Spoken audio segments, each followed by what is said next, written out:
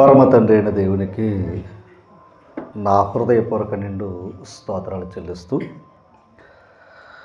ఈరోజు ప్రియులు మరి తండ్రి గారైన చాపల గంగరాజు గారి యొక్క కుటుంబం ద్వారా మరి వారు ఏర్పాటు చేసుకున్న ఈ యొక్క కృతజ్ఞత కూడికకు మరి చేసిన ప్రియులందరికీ ప్రభువైన యేసు క్రీస్తు నామమున వారి కుటుంబం తరఫున కూడా మీకు ప్రత్యేక వందనాలు తెలియజేస్తూ ప్రార్థన చేసుకుని ఈ వాక్య పరిచయంలోనికి మనం వెళ్దాం.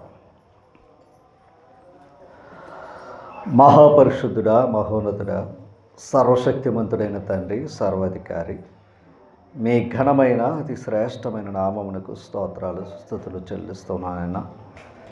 ఈ రాత్రి కాలమందు ప్రియులు నా తండ్రి గారు కుటుంబాన్ని మీరు ప్రేమించి వారి కుటుంబంలో ఎన్నో శోధనల నుంచి, సమస్యల నుంచి, వ్యాధుల నుంచి తప్పించి కాపాడి నాయన గతించిన కాలం అంతా నా దేవుడు నాతో ఉన్నాడని మీరు చేసిన మా తండ్రి మేలును తలంచి, ఉపకారాలు తలంచి ప్రభువా మీ నామాన్ని గణపరచాలని తండ్రి స్థానిక సంఘం ద్వారా మరి తండ్రి ఏర్పాటు చేసిన కూడికను బట్టి మీకు కృతజ్ఞతాస్తుతులు చెల్లిస్తూ ఉన్నాం.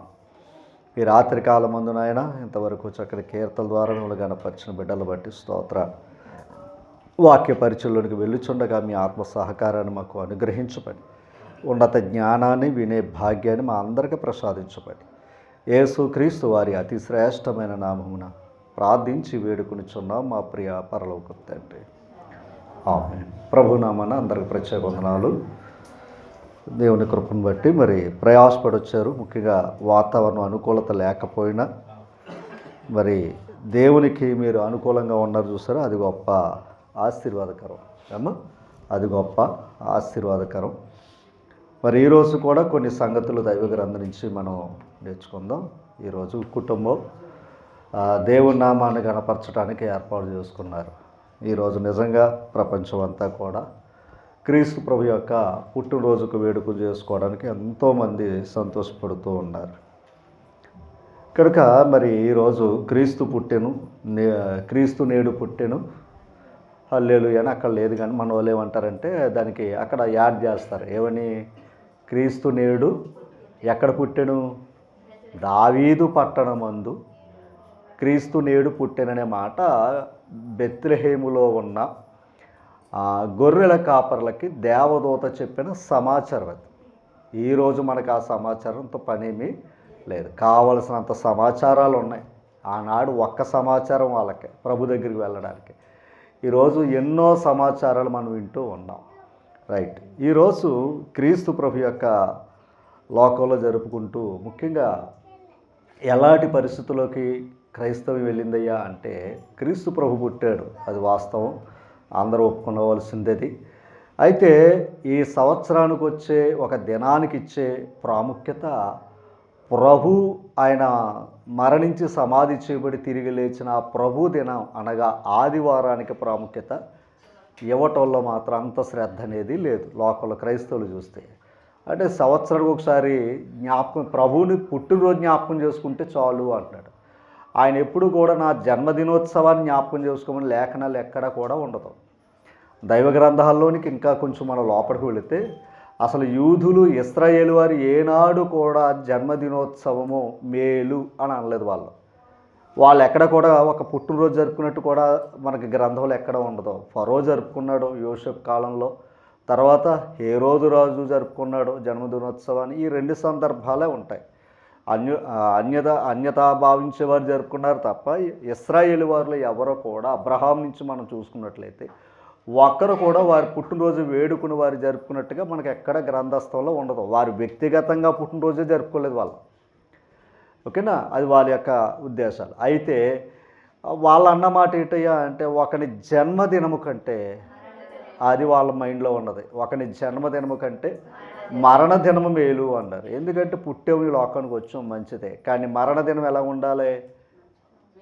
మేలుతో ఉండాలి. అది అందుకు భక్తులు వాళ్ళు ఏం చేసేవారయ్యా అంటే భక్తులందరూ కూడా ఈ లోకంలోకి వచ్చిన వాళ్ళందరూ కూడా వాళ్ళు తలంచిన మాటలు ఏంటయ్యా అంటే మీకు కొన్ని మాటలు చూపిస్తాను చూడండి. హెబ్రీ పత్రిక 11వ అధ్యాయంలో భక్తుల యొక్క ఆలోచనలు మనం చూద్దాం. హెబ్రీ పత్రిక 11వ అధ్యాయము తీసరమా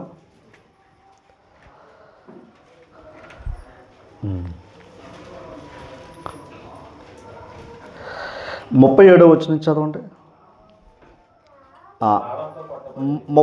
చూడండి, రాళ్లతో కొట్టబడిరి, రంపములతో కోయబడిరి. ఎవరో భక్తులు, ఏమండి, భక్తులు ఎవరో కూడా సంతోషంగా ఉన్న సందర్భాలు అయితే లేవు. ఏమండి, చూడండి, శోధింపబడిరి, ఖడ్గంతో చంపబడిరి, గొర్రె చర్మములను మేక చర్మములు వేసుకుని దరిద్రులై ఉన్నారంట వాళ్ళు. తర్వాత శ్రమపొడి హింస పొందుచు అడవులలోను కొండల మీదను గుహలలోను సొరంగములోను తిరుగులాడుచు సంచరించారట ఈ భక్తులందరూ కూడా. ఎందుకు తర్వాత వివరిస్తాను కిందకి. అట్టి వారికి ఈ లోకము యోగ్యమైనది కాదు, అదనమాట వాళ్ళ మైండ్లో తేటట. అట్టి వారికి వాళ్ళు ఎలా ఎంచుకున్నారో తెలిసి ఈ లోకం ఎలాంటిది కాదు, యోగ్యమైనది కాదని భక్తులు ఎంచుకున్నారట. అట్టి వారికి ఈ లోకం యోగ్యము కాదని వాళ్ళు ఎంచుకున్నారు. అందుకు వాళ్ళు ఎలా జీవించారయ్యా అంటే 11వ అధ్యాయము తీసరా 13వ వచనం అన్నమాట. వాళ్ళు ఎలా జీవించారయ్యా అంటే 11వ అధ్యాయము, వీరందరూ ఆ వాగ్దానముల ఫలము అనుభవింపకపోయినను, అంటే కానాను దేశాన్ని చేరారు కానీ పరలోకం చేరే ఒక మార్గాన్ని దేవుడు ఏర్పాటు చేశారంట. ఇప్పుడు ఆ లోకం పరలోకం, ఈ లోకంలో కానాను దేశాన్ని ఇచ్చాడు వాళ్ళకి, ఆ లోకాన్ని చేరారు వాళ్ళు. కానీ పరలోకానికి ఆ భక్తులు చేరలేదట. అందుకు వారు ఏమంటున్నారంటే, వీరందరూ ఆ వాగ్దానముల ఫలము అనుభవింపకపోయినను దూరము నుండి చూచి వందనము చేసి, వాళ్ళు ఎలా ఉన్నారు చూడండి, దూరం నుండే వందనం చేశారట.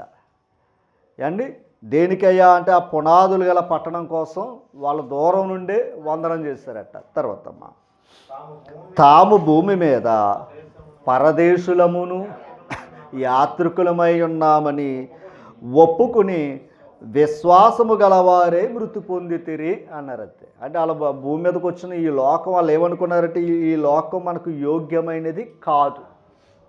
యోగ్యమైనది అనుకున్నవాడు ఈ బాధలు అనుభవించడం, యోగ్యమైనది కాదనుకునేవాడికి ఈ బాధలన్నీ ఉంటాయి.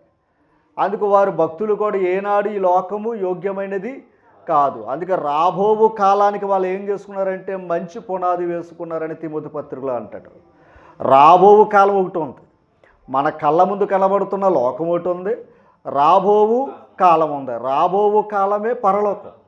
ఆ పరలోకానికి వాళ్ళు ఏం చేసుకున్నారయ్యా అంటే భూమి మీద ఉండగా మంచి పునాది వేసుకున్నారంట ఆ లోకానికి చేరడానికి. ఈరోజు కొన్ని విషయాలు మనం నేర్చుకోబోతూ ఉన్నాం. దేవుని యొక్క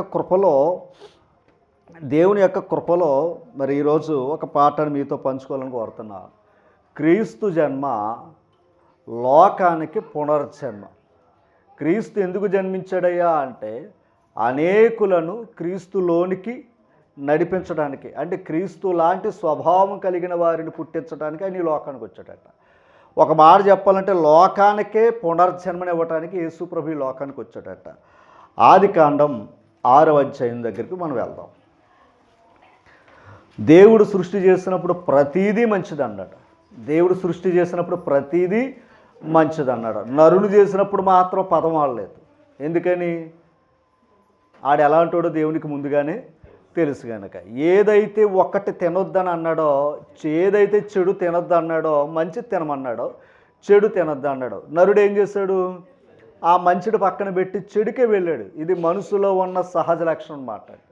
మనుషుల్లో ఉన్న ఇది సహజ లక్షణం. ఆదికాండం 6వ అధ్యాయం 11వ వచనం చూడండి ఒకసారి. భూలోకము దేవుని సన్నిధిని, అది ఓకేనా. మనుషుల దగ్గర భూలోకం ఎలాగుందయ్యా అంటే గొప్పగా కనబడవచ్చు, కానీ దేవుని సన్నిధిని అనగా పరలోకంలో దేవుని సన్నిధిలో భూలోకం అంతా ఎలా ఉందో తెలుసా? చెడిపోయిందంట. మరి ఆ దేవుడు సృష్టిని ఏం చేశాడు? ఆయన మంచిగా చేశాడు. మంచిగా ఉన్నదాన్ని నరులు ఏం చేశారు? చెడగొట్టారు. అలాంటి రకాలు అనమాట అండి ఎవరో మనుషులు. అయితే ఆ చెడిపోయిన దానికి దేవుడు ఆది నుంచి కూడా ఆయన ఏం చేసేవాడయ్యా అంటే, యెషయా గ్రంథంలోకి ఒకసారి వెళ్దాం. యెషయా గ్రంథం 26వ అధ్యాయము 9వ వచనం. యెషయా గ్రంథం 26వ అధ్యాయము. తీసారమ్మా? మనసు పెట్టండి దయచి. రాత్రి వేళ నా ప్రాణము నిన్ను ఆశించుచున్నదని చెప్తున్నాడు ఇక్కడ. నాలోనున్న ఆత్మ ఆసక్తితో నిన్ను ఆశ్రయించుచున్నది. దేవుని ఆశ్రయించేది ఏదయ్యా అంటే శరీరం కాదు. దేవుని ఆశ్రయించేది ఏది? ఆత్మ. లోకాన్ని ఆశ్రయించేది ఏది? శరీరం. అంతే. లోకానికేమో శరీరం కావాలి, దేవునికేమో ఆత్మ కావాలి. అమ్మా, లోకాన్ని ఎందుకు ఆకర్షిస్తుందయ్యా అంటే ఇది ఎక్కడి నుంచి వచ్చింది కనుక, పుట్టిల్లు ఇది కనుక. ఏది? శరీరానికి పుట్టిల్లు ఇది కనుక ఎలాగైనా ఆకర్షిస్తుంది ఇక్కడ. అమ్మ, నిగ్రహించుకోవాలని. అదే తర్వాత మాట. నీ తీర్పులు, దేవుని తీర్పులు లోకమునకు రాగా లోక నివాసులు నీతిని, అందుకు దేవుడు ఏం చేసేవాడయ్యా అంటే భూలోకమైన సన్నిధిని ఏమైంది? ఎంత చదువుకున్న ఆది కాండంలో చెడిపోయింది. కానీ దేవుడి తీర్పులు ఏమవుతున్నాయి? లోకం మీదకే తీర్పులు వస్తున్నాయి. ఆ తీర్పుల ద్వారా మనుషులు ఏమి నేర్చుకోవాలని?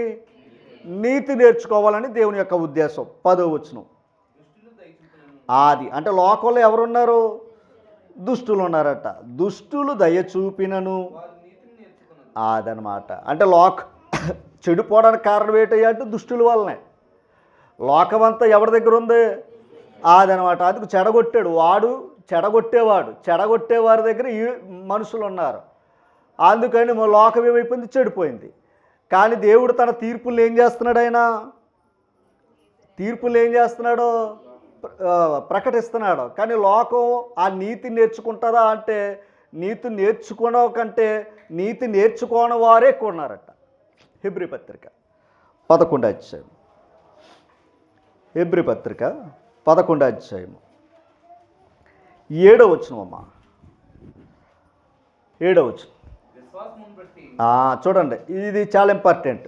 విశ్వాసమును బట్టి నోవాహు అది వరకు చూడని సంగతులు గూర్చి దేవుని చేత ఏమయ్యాడంటే ఇతను హెచ్చరింపబడి. అంటే దేవుడు ఏం చేశాడు? ఇతన్ని హెచ్చరించాడు. బ్రతిమలాడుకోలేదు దేవుడు, ఇతన్ని హెచ్చరించాడు. హెచ్చరించటం వల్ల ఆయన ఏమయ్యాడంట? భయభక్తులు కలిగి తన ఇంటి వారి రక్షణ కొరకు, అది లోకం కొరకు కాదంట, తన ఇంటి వారికి ఏమయ్యాడు? రక్షణ కొరకు ఒక ఓడను సిద్ధం చేసుకున్నాడట. ఎవరో? నోవహు. అమ్మ, తర్వాత అందువలన అతడు ఒకసారి అందువలన అతడు లోకం మీద ఏం చేశాడంట? నేరస్థాపన చేసి విశ్వాసమును బట్టి, అదనమాట, నీతికి ఏమయ్యాడినా వారసుడు. ఇందాక చదువుకున్న లోకములోనికి దేవుని తీర్పులు వస్తాయా లేవా? వస్తున్నాయి. ఇప్పుడు ఆ తీర్పులు వచ్చినప్పుడు లోకం ఏం చేయాలి? నీతి నేర్చుకోవాలి. ఇప్పుడు అదే లోకంలో ఉన్నాడు ఈయన. ఎవరో? నోవాహు. మరి అందరూ చెడిపోయినట్టు ఈయన చెడిపోవచ్చు కదా. అందరూ దుష్టులకు దయ చూపినా నీతి నేర్చుకోరన్నారు కదా. మరి అలాంటప్పుడు ఇతను నీతి నేర్చుకోవాల్సిన పని లేదు. కానీ ఈయన ఏం చేశాడు? దేవుని చేత హెచ్చరింపబడ్డాడు, దేవుని యందు భయభక్తులు కలిగి ఉన్నాడు, తన ఇంటి వారి కొరకు ఏం చేసుకున్నాడో? వాడగట్టుకున్నాడు. అందుకే తన ఇంటి వారు ఏమయ్యారు? దేని బట్టి? వారు నీతి నేర్చుకున్నారు, లోకం నేర్చుకోలేదు. మరి అవకాశం ఇచ్చాడా లేదా? లోకానికి కూడా ఇచ్చాడు. కానీ వాళ్ళు ఏం చేసుకోలేదు? నీతి నేర్చుకోలేదు. నీతి నేర్చుకున్న వారు ఏమయ్యారంటే నీతికి వారసులు అయ్యారు. అంతేనా? నీతికి ఏమయ్యారు? వాళ్ళు వారసులు అయ్యారు. నీతి అంటే దేవుడి మాటే. దేవుడి మాట విన్నవాడు దేవుని బిడ్డలు, అంతే. ఓకేనా? అంటే మనం ఆది కాలం నుంచి చూస్తే దేవుని కృప, ఒక మాట కీర్తన గ్రంథంలో 33వ అధ్యాయంలో ఒక మాట ఉంటుంది చూడండి. అది చాలా గొప్ప మాట ఉంటుంది. కీర్తన గ్రంథం 33వ అధ్యాయంలో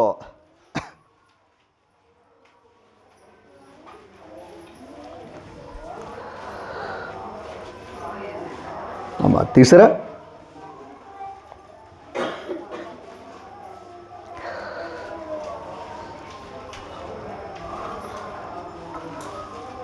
తీసారా? 33వ అధ్యాయము 8వ వచనం చదవండి. ఆ లోకులందరూ చదవండి. అంటే లోకులందరూ ఏం చెయ్యాలని కోరుకున్నాడు ఆయన? యెహోవా యందు భయభక్తులు కలిగి నిలపాలన్నది దేవుడి యొక్క కోరిక. లోకానంతటికి ఇచ్చాడా లేదా? ఇచ్చాడు. ఒకసారి 14వ వచనం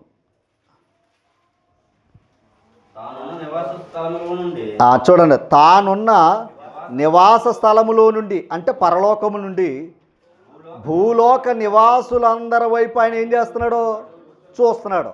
భూలోక నివాసులందరి మీద ఆయన చూస్తున్నాడా లేదా? చూస్తున్నాడు. ఎందుకని? ఆయన ఎందు ఉంచాలని? భయభక్తులు ఉంచాలని. అలా భయభక్తులు ఉంచాలని ఆయన చూస్తుంటే మనుషులు ఏం చేస్తున్నారో దేవుని యందు భయభక్తులు విడిచిపెడతలేదు. దేవుడు అంటే భయం లేకుండా వారు లోకలో బ్రతుకుతూ ఉన్నారు. అది చెప్తున్నాడు అనమాట. ఇప్పుడు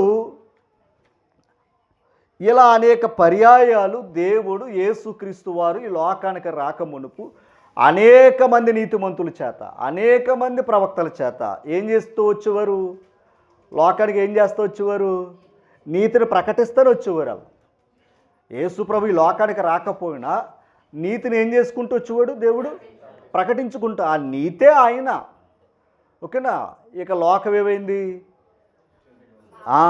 అందుకని కాలము పరిపూర్ణమైనప్పుడు దేవుడు తన కుమారుని లోకానికి పంపాడు. ఈ పంపిన కారణం ఈ లోకం గ్రహించలేకపోతుంది. యేసు ప్రభు లోకానికి ఎందుకు వచ్చాడు అనే ప్రశ్నకి చాలామంది ఏం చేసుకుంటున్నారయ్యా అంటే చాలా చూపిస్తాను మీకు. చాలా ఆశ్చర్యమైన మాటలు చూపిస్తాను. చూడండి. యోహాను సువార్త 1:10. యోహాను సువార్త 1:10. చదవండి. నిజమైన 10 వచ్చిందండి. ఆయన లోకములో, ఎవరైనా యేసుక్రీస్తు గురించి, ఆయన లోకములో ఉండెను. అది ఇంతగా లోకానికి వచ్చాడు ఆయన.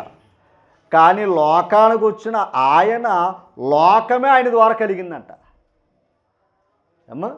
లోకమే ఆయన ద్వారా కలిగింది అని రుజువుపరచుకోవడానికి వచ్చాడు ఆయన. ఓకేనా? లోకములకు యేసుప్రభు వచ్చాడు. ఎందుకు వచ్చాడు? లోకము ఆయన మూలముగా కలిగెను కానీ అదనమాట. లోకము ఆయనను తెలుసుకోలేదంట. అది విచిత్రం. లోకం ఆయనని తెలుసుకోలేదు. ఇదేంటి మరి? లోకానికి యజమాని ఆయనే కదా, లోకాన్ని చేసినవాడు ఆయనే కదా, మరి లోకం ఎందుకు తెలుసుకోలేదు? కొన్ని విషయాలు ఈరోజు మనం యోహాను సువార్తలో ఇలాంటి విషయాలు మనం ఎన్నో చూద్దాం. ఒకసారి మనసు పెట్టండి దయించి. ఒకసారి అదే యోహాను సువార్త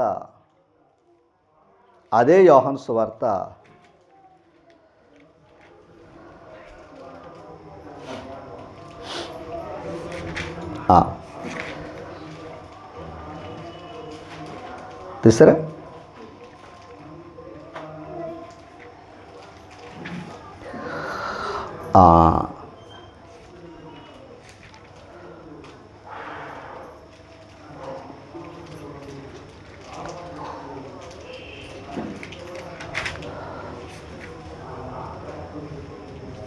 యోహాను పత్రిక తీయండి ఒకసారి.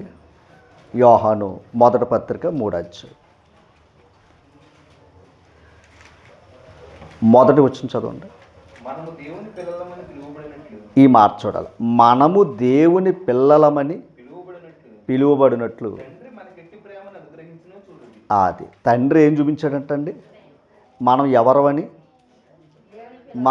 మనం దేవుని పిల్లలమని పిలవబడుచున్నాం కనుక తండ్రి మనకి ఎట్టి ప్రేమను అనుగ్రహించునో చూడుడి. తర్వాత ఈ మాట చూడాలి. మనం ఎవరంట? మరలా చెప్పండి. మనం ఎవరంట? దేవుని పిల్లలమంట. ఈ హేతువు చేత, ఇది విచిత్రం, లోకం మనలో దేవుని పిల్లలము అన్న సంగతి లోకానికి తెలియదట. అమ్మ ఎందుకు తెలీదు? తర్వాత వచ్చిన యాలయనగా అది లోకానికి ఎవరు తెలియలేదో తెలుసా? దేవుడే తెలియలేదు. లోకానికి దేవుడే తెలియలేదు కనుక లోకాన్ని గౌరవించింది. లోకాన్ని సృష్టించిన సృష్టికర్తను గౌరవించాల. లోకం నిజంగా లోకకర్తని అనగా సృష్టికర్తను గుర్తిస్తే లోకాన్ని విడిచిపెట్టి సృష్టికర్తని గౌరవించరు. అంటే ఇప్పుడు లోకానికి ఏం తెలీదు? దేవుడే తెలియదు. ఓకేనా? యోహాను సువార్త 8వ అధ్యాయము. యోహాను సువార్త 8వ అధ్యాయము 26వ వచనమ్మా. మిమ్మును గూర్చి చెప్పుటకు తీర్పు తీర్చుటకును చాలా సంగతులు ఉన్నాయంటే యేసుప్రభు వారు చెప్పటానికి. నాకు కలవు కానీ అది నన్ను పంపినవాడు ఎవరు? నన్ను పంపినవాడు ఒక ఆయన ఉన్నాడని చెప్పాడంట లోకానికి వచ్చి. సత్యవంతుడు. నేను ఆయన వద్ద వినిన సంగతులే అదనమాట. నేను విన్న సంగతులు లోకానికి ఏం చేస్తున్నాడు ఆయన? ఎవరు బోధిస్తున్న సంగతులు? తండ్రి ఏదైతే చెప్పాడో ఆ సంగతులు బోధించడానికి యేసుప్రభు లోకానికి వచ్చాడు. ఇందాక మనం మాట చదువుకున్నాం, లోకమే దేవుని తెలుసుకోలేదు అని. అంతేనా? లోకమే ఎవరు తెలియదు? దేవుడు తెలియదు. ఇప్పుడు దేవుడు పంపిన కుమారుని ఎందుకు తెలుసుకోలేదు? ఈయన తెలితే ఆయన తెలుస్తుంది. దేవుడే తెలియనప్పుడు ఈయన వచ్చిపోడు. ఆయన వ్యక్తిగతంగా ఏదైనా చెప్తే కొత్త బోధ ఏదైనా చెప్తాడు ఆయన. కానీ ఈయన ఏం చేస్తాడు? తండ్రి నాకు ఏవైతే మాటలు ఇచ్చాడో ఆ మాటలు చెప్తున్నాడు. మరి ఆయన మాటలు చెప్పినప్పుడు ఇతన్ని ఎలా గౌరవిస్తారో? అతను తెలుసుంటే, ఇప్పుడు ఇశ్రాయేలు వారికి దావీదు తెలుసు కనుక దావీదు కుమారుడు సొలొమోను గారిని గౌరవించారు. అంతేనమ్మా? దావీదే తెలియదు అనుకోండి, ఇంకా సొలొమోను గారిని ఎలా గౌరవిస్తారో? అట్లాగే దేవుడు లోకానికి తెలిస్తే లోకానికి వచ్చిన యేసు ప్రభు ఎప్పుడో గౌరవిందరు. కానీ ఏం జరిగింది? అవమానం జరిగింది. అంతేనా? గౌరవం కాదు, ఏం జరిగింది? అవమానం జరిగింది. ఎందుకంటే దేవుడే లోకానికి తెలియదు. యేసు ప్రభు వచ్చి గమనించాలి, లోకంలో ఉన్నవారులాగా ఈయన తన గొప్ప చెప్పుకున్నాడు అనుకోండి, లోకం నమ్మినట్టు అతను నమ్ముదురు. కానీ ఈయన ఏం చేశాడు? తండ్రి సంగతులే చెప్పాడు. ఎలాంటి సంగతులు చెప్పాడు? 8వ అధ్యాయము 23వ వచనం. 8వ అధ్యాయం 23వ వచనం. అప్పుడు ఆయన చూడండి, ఈయన బోధలు చూడండి. మీరు క్రిందివారు, నేను పైనుండి వారును. మీరు ఎవరి సంబంధులు? ఈ లోకం. అందుకే కింద ఉన్నారు, భూ సంబంధంగా ఉన్నారు. భూ సంబంధమైన మాటల మీద మీరు దృష్టి పెడుతున్నారు. తర్వాత నేను పైనుండి వాడను, మీరు ఈ లోక సంబంధులు, నేను అది చెప్పాడు. మరి ఇది ఎలా అర్థం చేసుకుంటారు? ఇంకో లోకం ఉందన్న సంగతి వీళ్ళకి ఎలా తెలుస్తుంది? కనిపించేదాన్ని ప్రేమించే వ్యక్తి కనిపించని దాన్ని ఎలా ప్రేమిస్తాడో? తల్లి, కనిపించేదే కదా మనం ప్రేమిస్తాం. కనిపించని దాన్ని ఎలా ప్రేమిస్తాం? కనిపించని దాన్ని ప్రేమించాలంటే విశ్వాసం అవసరం. కనిపించేదానికి విశ్వాసంతో నమ్మకంతో పనేమీ లేదు తల్లి. ఓకేనా? అయితే యేసు ప్రభు చెప్పిన మాటలు ఏయా అంటే ఇవే. ఎందుకంటే లోకం ఆయన్ని తెలుసుకోనలేదు. అలాగే దేవుణ్ణి తెలుసుకోలేనప్పుడు దేవుడు పంపిన కుమారుని కూడా లోకం తెలుసుకోలేదు. అందుకే ఆయన్ని వింతగా చూశాడు. అంత మాత్రానే చూస్తే యోహాను సువార్త 14వ అధ్యాయము 17వ వచనం. లోకము ఆయన చూడదు, ఆయనను ఎరుగదు గనుక అది లోకము ఆయనను చూడదు. ఎవరిని? పరిశుద్ధాత్ముడి గురించి చెప్పిన మాట. ఓకేనా? పరిశుద్ధాత్ముడి గురించి చెప్పిన మాట. ఎందుకంటే 16వ వచనం, నేను తండ్రిని వేడుకుందును, మీ యొద్ద ఎల్లప్పుడూ ఉండుటకే ఆయన వేరొక ఆదరణకర్తను అనగా సత్యస్వరూపియగు ఆత్మను మీకు అనుగ్రహించను. అంటే ఇప్పుడు ఎవరి కోసం చెప్తున్నాడు యేసు ప్రభు? తండ్రి ఎవరి కోసం చెప్పాడు? కుమారుడు ఎవరి కోసం చెప్తున్నాడు? పరిశుద్ధాత్ముడు. గమనించాలి, ఈ ముగ్గురు చెప్పేది ఎవరి కోసం అయ్యా అంటే, మేము పరిశుద్ధులురా, మీరు పరిశుద్ధులుగా ఉన్నారా అని చెప్పారు అంతే. ఈ ముగ్గురు చెప్పిన మాట ఏంటయ్యా అంటే, మేము పరలోకంలో ఏమై ఉన్నాం? పరిశుద్ధులుగా ఉన్నాం. లోకానికి వచ్చి మీరు ఏమైపోయారు? అపవిత్రులు అయిపోయారా, మీరు పరిశుద్ధులుగా ఉండాలన్నది ఈ ముగ్గురు యొక్క ఉద్దేశం. అందుకు పరిశుద్ధతగా మనం బ్రతకాలంటే దేవుడు అర్థమవుతాడు, పరిశుద్ధంగా ఉండాలంటే యేసుక్రీస్తు బ్రతుకు అర్థమవుతుంది. అలాగే మనల్ని పరిశుద్ధపరిచేది పరిశుద్ధాత్మ ఉంటే పరిశుద్ధాత్మ ఏంటో మనకు అర్థమవుతుంది. అంతేనండి. ఇప్పుడు పరిశుద్ధత వేరు, అపవిత్రత వేరు. ఓకేనా? ఇప్పుడు పరిశుద్ధాత్ముడు కూడా లోకం తెలియదని చెప్తాడు యేసుప్రభు. చదవండి. లోకము ఆయనను చూడదు. ఎవరో పరిశుద్ధాత్ముడు కూడా దేవుడు తెలియదు, లోకం దేవుడు తెలీదు, క్రీస్తు ప్రభు కూడా లోకానికే తెలీదు, యేసు ప్రభు ద్వారా వచ్చిన పరిశుద్ధాత్ముడు కూడా తెలీదు. గమనించాలి. ఓకేనా? ఈ ముగ్గురిని నమ్మిన మనం కూడా లోకం దేవుని పిల్లలంటే అసలు నమ్మతాం. ఓకేనా? మీకు అర్థమైందా? అదే ఓ చెట్టుకి నమస్కారం చేసామనుకోండి, నిజమే వీడు మనోడే అంటాడు. ఒక నక్షత్రానికి నమస్కారం చేస్తాడు, నిజమే వీడు మనోడే, అదిగో ఆ నక్షత్రం నమస్కారం చేసాడు. వీటిని సృష్టించిన సృష్టికర్తలను మనం ఏం చేస్తున్నాం? పూజిస్తున్నాం, గౌరవిస్తున్నాం. అది వద్దు లోకానికి. అర్థమైందండి? ఇదేదో పెద్ద ఏం కాదు. సృష్టిని కాక సృష్టికర్తను పూజించరా బాబు అంటున్నాం, అంతే. ఏమంతేనా? శరీరం కాదురా బాబు, లోపడున్న ఆత్మే అసలైన శాశ్వతం అని చెప్తున్నాం.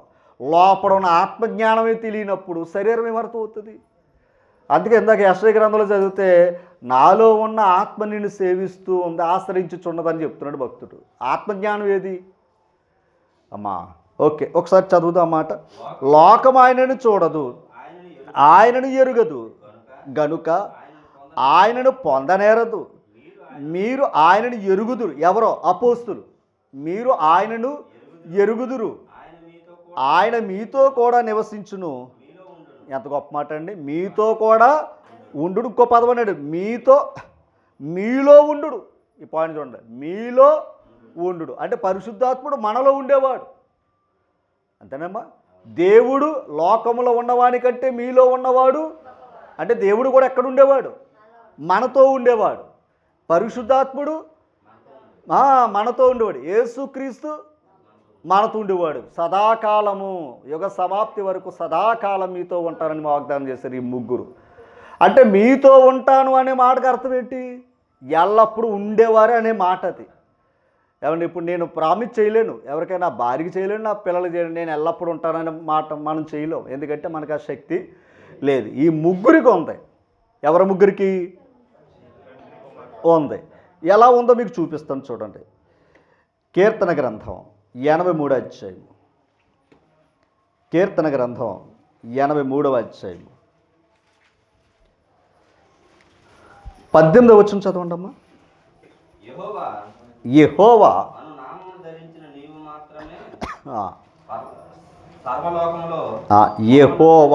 అను నామము ధరించిన నీవు మాత్రమే పదం చూసారా? ఆ నామాన ధరించిన నీవు మాత్రమే సర్వలోకములో మహోన్నతుడు అని వారెరుగుదురుగాక. సర్వలోకమంతా నీ నామానికి తెలుసుకుంటారయ్యా అని చెప్పాడట. సర్వలోకం గమనించాలి. ఏదో ఒక గ్రామం, ఒక ప్రాంతం, ఒక దేశం కాదంట. సర్వలోకం కూడా యెహోవా అనే నామాన ధరించిన నిన్ను తెలుసుకుంటారయ్యా అని చెప్పాడు ఆయన. అదే కదన్నాడు. రాజులు మొదటి గ్రంథం 8వ అధ్యాయం. రాజులు మొదటి గ్రంథం 8వ అధ్యాయం అమ్మా తీసరా 41వ వచనం. మరియు ఇశ్రాయేలులకు నీ జనులు సంబంధి కాని పరదేశులు అంటే ఎవరో? అన్యులు. అంటే ఇశ్రాయేలు వారికి యెహోవా అనే నామం తెలుసు, అంతేనమ్మా? తెలియపరుచుకున్నాడు కదా. ఇప్పుడు పరాయి వారికి అంటే అన్యజనులు కూడా ఆయన నామం తెలియాలి కదా. ఎలా తెలియపరచబడుతుందో చూద్దాం కిందకి. నీ నామమును బట్టి దూరదేశము నుండి వచ్చి నీ ఘనమైన నామమును గూర్చి, నీ బాహుబలమును గూర్చి, నువ్వు చాపిన బాహు ప్రసిద్ధిని గూర్చి ఎలా విన్నారు అన్యజనులు? దావీదు చేసిన యుద్ధం రాజ్యాల్లోకి వెళ్ళింది. ఏమన్నాడు ఆయన? దావీదు ఏమన్నాడు? ఇశ్రాయేల్లో దేవుడు ఉన్నాడన్నది ఒక రుజువంట. ఓకేనా? అక్కడ గొలియాతు మీద దావీదుకి ఇచ్చిన ఆధిక్యత ఏంటో తెలుసండి? దేవునితో జరిగిన యుద్ధం అది. అంటే దైవమే వారి పక్షా నుండి చేసిన యుద్ధం అది. అందుకని ఆ చరిత్ర ఏమైంది? అనేక రాజ్యాలకు ఏమైంది? ఇంకా చెప్పాలంటే ఐగుప్తు దేశంలోంచి విడిపించాడు దేవుడు మోషే ద్వారా, గొప్ప కార్యాలు చేశాడు. మరి ఆ నామం భూలోకమంతటా కూడా ఏమైంది? ప్రచురించి ఏదో వింత జరిగితే కానీ నమ్మం కదండి. మనుషులకి ఏంటంటే ఏదో కొత్త వింత జరగాలి, ఏదో గొప్ప కార్యాలు జరగాలి. అలా జరిగితే కనుక దేవుణ్ణి నమ్మే అవకాశం లేదు. అందుకు ఇశ్రాయేలు వారి పక్షాన కార్యాలు చేయటానికి కారణం ఏంటయ్యా అంటే దేవుడు వారితో ఉన్నాడన్న సంగతి లోకమంతా తెలుసుకోవాలి. అలా ఆ మాట చెప్తున్నాడు. చూసుకున్న మాట 43. ఆకాశమున నీ నివాస స్థలమందు నీవు విని పరదేశులు నిన్ను వేడుకుని దాని ప్రకారము సమస్తమును అనుగ్రహించినప్పుడు లోకములోని నీ జనులందరూ అంటే లోకములో ఉన్నవారు కూడా ఎవరో ఆయన ప్రజలే, కాదు ఆయన నామం తెలియని వారు. ఓకేనా? ఇంకొక మాట చెప్పాలంటే ఆయన అంటే తండ్రి అని పిలుస్తారు వాళ్ళు. ఇంకా చెప్పాలంటే లోకాన్ని తండ్రి అని పిలుస్తున్నారు. ఓకేనా? లోకాన్ని తండ్రి అని పిలుస్తున్నారు. దానికి కూడా వచ్చిన వంతు వివరిస్తే బాగోదు. ఓకేనా?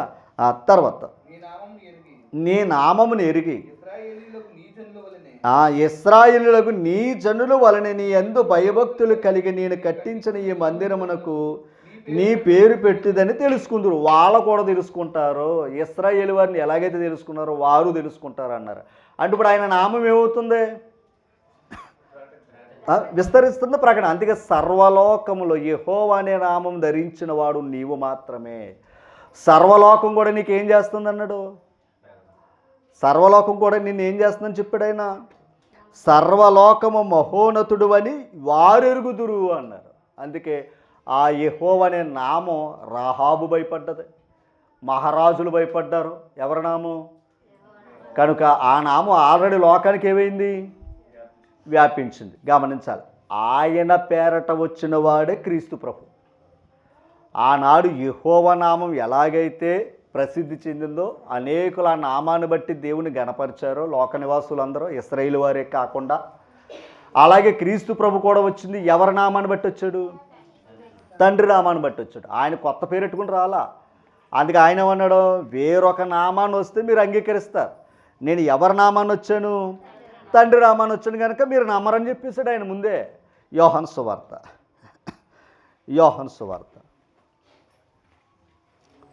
చూసారా? 5వ అధ్యాయము 43వ వచనం త్వరగా. నేను నా తండ్రి నామమున వచ్చి ఉన్నాను.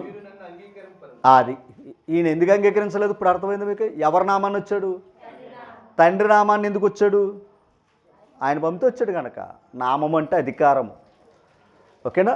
ఆ పేరట వచ్చాడు కనుక ఇతను అంగీకరించలేదు. తర్వాత ఒక మాట, అందుకే ఎందుకు చెప్పాను, దావీదు తెలుసు కనుక సొలొమోను గౌరవించారు ఇశ్రాయేలు వారికి. లోకానికి ఎవరు తెలీదు? తండ్రి అయిన దేవుడే తెలియనప్పుడు ఆయన కుమారుని ఎలా నమ్ముతారు వీళ్ళు? అది తేడా. ఓకేనా? తర్వాత మాట, మరి ఒకడు తన నామమును వచ్చిన ఎడల ఖచ్చితంగా ఏం చేస్తారు? అంగీకరిస్తారు అని మాట చెప్పాడు ఆయన. ఓకేనా? తర్వాత యోహాను సువార్తె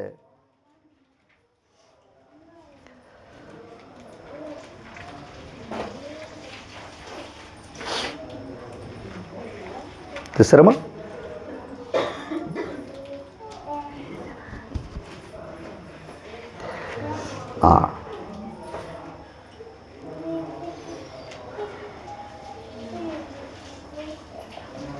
పదిహేను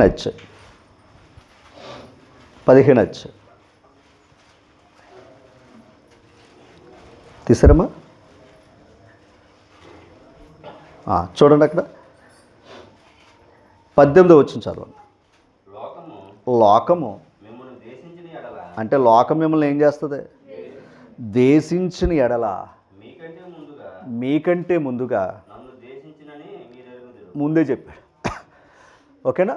లోకమే మిమ్మల్ని ద్వేషిస్తుంది అని మీరు కంగారు పడండి. ఈరోజు క్రైస్తవ్యాన్ని లోకం ఏం చేస్తుంది?